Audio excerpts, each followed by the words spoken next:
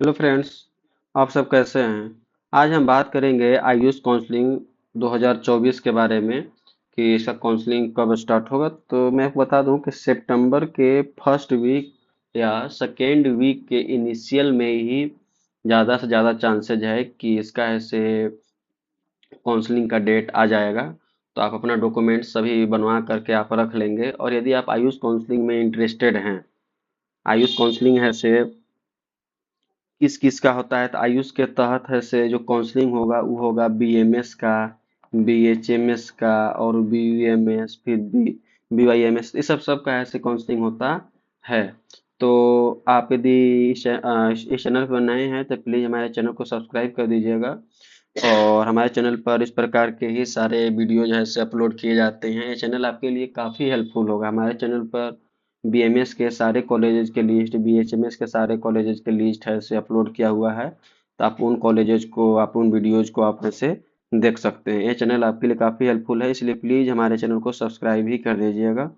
और इससे आपको कोई नुकसान भी नहीं, हमें सपोर्ट मिल जाएगा और हमें वीडियो बनाने में काफ़ी उत्साहित और इंकरेजमेंट भी मिलेगा। ठीक है दोस्तों। तो जो रूल बात कर रहे हैं हम कि आयुष काउंसलिंग 2024 में 15% सीट के लिए ऐसे एआईक्यू का ऐसे जो रूल्स और रेगुलेशन है से क्या होगा। तो देखिए, जो इसका जो काउंसलिंग होता है आयुष का, वो करता है AA CCC। तो इसका फुल फॉर्म क्या है? इसका फुल फॉर्म है Ayush admission, Ayush admission central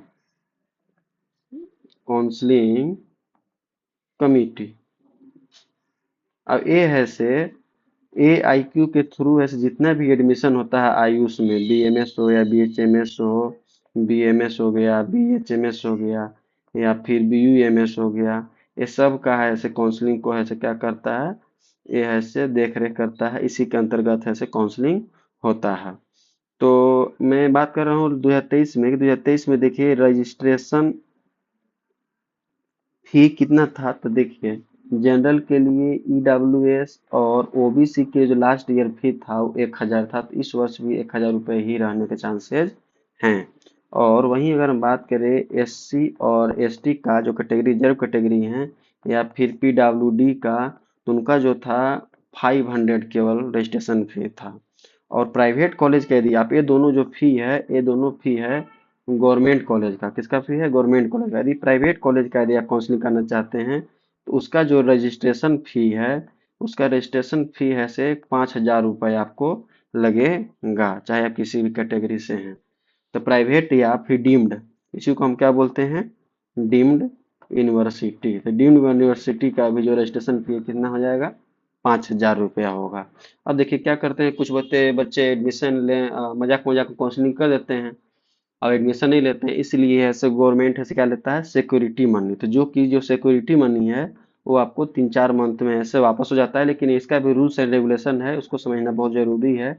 यदि आप गवर्नमेंट या फिर गवर्नमेंट एडेड कॉलेज का यदि आप एडमिशन लेना चाहते हैं तो उसमें आपको 10,000 रुपये सिक्योरिटी मनी है काउंसलिंग के टाइम भी जमा करना पड़ेगा। और वही अगर प्राइवेट कॉलेज में यदि आप एडमिशन लेना चाहते हैं तो वहाँ ऐसे आपको 50K ऐसे आपको फी लगेगा, एक सिक्योरिटी मनी के रूप में। 50K किसमें? प्राइवेट में। और थोड़ा सा एक काउंसलिंग के बारे में समझिए। तो देखिए काउंसलिंग, इसका जो एडमिशन कैसे होता है, तो देखिए इसका एडमिशन ऐसे कैसे होता है। तो सबसे पहला जो होगा आपका रजिस्ट्रेशन होगा। क्या होगा? रजिस्ट्रेशन। फिर होगा चॉइस फिलिंग। तो इसमें से साथ साथ होता है बाकी, चॉइस फिलिंग और रजिस्ट्रेशन तो आप साथ साथ कर सकते हैं। और जो तीसरा है, फिर आपका ऐसे अलॉटमेंट लेटर आएगा, आपको कॉलेज अलॉट होगा। फिर है से फोर्थ में आपको है से पेपर सबमिट करना होगा जा करके ऑफलाइन, कॉलेज में जहाँ भी आपको अलॉट होगा कॉलेज। इतना स्टेप में ऐसे आपका एडमिशन होगा। तो इतना स्टेप ऐसे एक राउंड में नहीं होता है, ये सब ऐसे कौन, ये सब ऐसे 5 राउंड में होता है, राउंड 1 से लेकर के राउंड 5 तक। आइए सब राउंड के बारे में नाम जानते हैं। राउंड 1, फिर हो जाएगा राउंड 2, फिर होगा राउंड 3, फिर होगा राउंड 4, फिर होगा राउंड 5। तो देखिए, राउंड 1, राउंड 2, राउंड थर्ड को हम बोलते हैं मॉप अप राउंड। क्या बोलते हैं? Mop up round. और राउंड 4 को हम बोलते हैं स्ट्रे वैकेंसी राउंड। क्या बोलते हैं? Stray vacancy round. और राउंड 5 को हम बोलते हैं स्पेशल स्ट्रे वैकेंसी राउंड। ठीक। अब मान लीजिए कि आप ऐसे पार्टिसिपेट किए राउंड 1 में।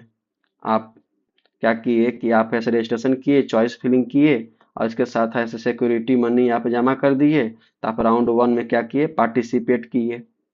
और पार्टिसिपेट करने के बाद आप यहाँ से कॉलेज नहीं लिए। तो यदि आप कॉलेज नहीं लिए, राउंड 1 में पार्टिसिपेट किए और कॉलेज नहीं लिए, तो मतलब कॉलेज में जाकर पेपर सबमिट नहीं किए, तो इसको हम बोलते हैं फ्री एग्जिट। क्या बोलते हैं? Free exit. तो इस केस में आपका जो सिक्योरिटी मनी है वापस हो जाएगा। लेकिन अब मान लीजिए कि अब देखिए रजिस्ट्रेशन हर वक्त होता है। रजिस्ट्रेशन कौन कौन में? तो राउंड 1 में भी नया रजिस्ट्रेशन कर सकते हैं, राउंड 2 में, यानी कि राउंड 1 में जो कर दिया उसको राउंड 2 में करने की जरूरत नहीं है, और राउंड 2 में करे उसको राउंड 3 में करने की जरूरत नहीं। रजिस्ट्रेशन एक ही बार होता है। लेकिन मान लीजिए कि जो राउंड 1 में नहीं किए थे राउंड 2 में कर सकते हैं, जो राउंड 2 में नहीं किए थे राउंड 3 में कर सकते हैं, राउंड 4 में जो नहीं किए थे राउंड 4 तक ही होता है। राउंड 5 में रजिस्ट्रेशन नहीं होता है, नो रजिस्ट्रेशन। अब मान लीजिए कि राउंड 1 में आपको कॉलेज मिला और आप एडमिशन नहीं लिए, और आप तो इसको बोलेंगे फ्री एग्जिट, आपको सिक्योरिटी मनी वापस हो जाएगा। और दूसरा है कि आपका राउंड 1 में आपको कॉलेज मिला और जाकर के आप एडमिशन भी ले लिए, तब पर भी आपका ऐसे जो सिक्योरिटी मनी है 4 महीने बाद वापस हो जाएगा। लेकिन राउंड 1 से आप मान लीजिए कि राउंड 2 में आए, और राउंड 2 में आपको कॉलेज अलॉट हो गया और आप एडमिशन नहीं लिए,